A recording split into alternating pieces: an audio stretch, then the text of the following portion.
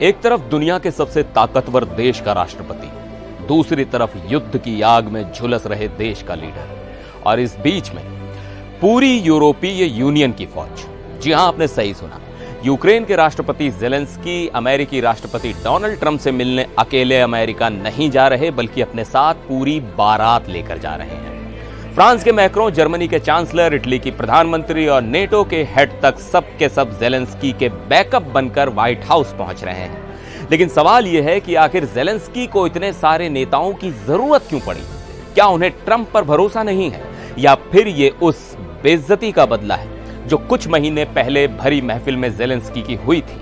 आज हम इस सियासी शतरंज की पूरी कहानी समझेंगे। बने रहिए मेरे साथ।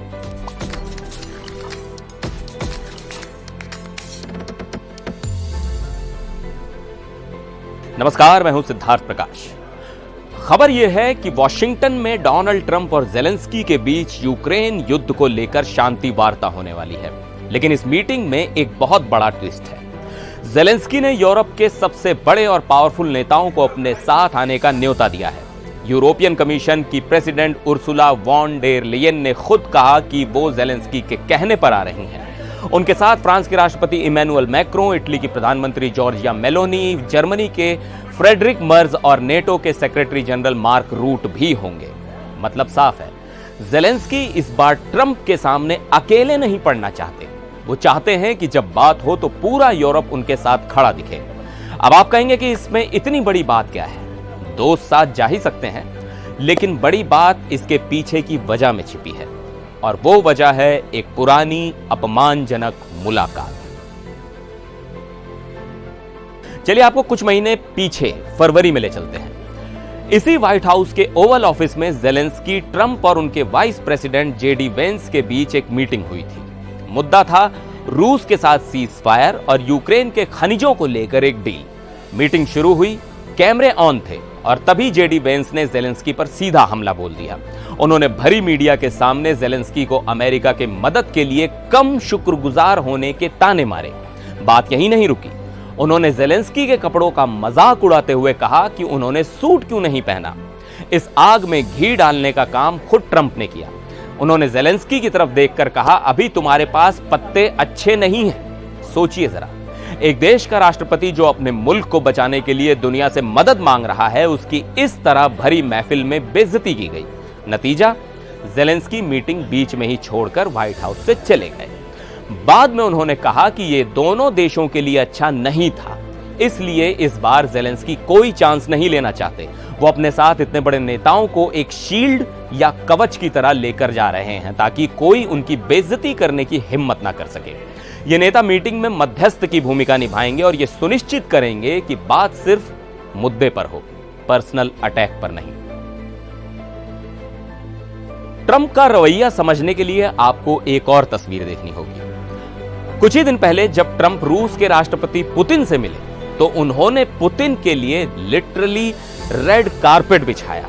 इतना ही नहीं, ट्रंप ने पुतिन को अपनी special presidential car the beast में सवारी भी कराई।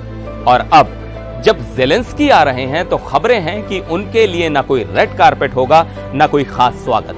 सब कुछ एकदम बिजनेस लाइक और ठंडा ठंडा रहेगा। यह दिखाता है कि ट्रंप की नजर में पुतिन और जेलेंस्की की क्या जगह है, और शायद इसीलिए जेलेंस्की को यूरोप के सपोर्ट की सख्त जरूरत है। इस पूरी टीम में जेलेंस्की का एक सीक्रेट वेपन भी है। इनका नाम है अलेक्जेंडर स्टब, फिनलैंड के राष्ट्रपति। स्टब और ट्रंप की दोस्ती हाल ही में गोल्फ कोर्स पर हुई है। दोनों को गोल्फ बहुत पसंद है और मार्च में एक टूर्नामेंट के दौरान दोनों की दोस्ती गहरी हो गई।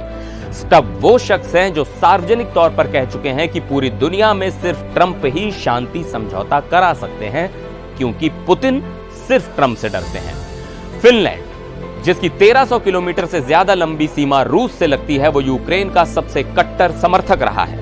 स्टब का साथ होना जेलेंस्की के लिए बहुत बड़ी बात है।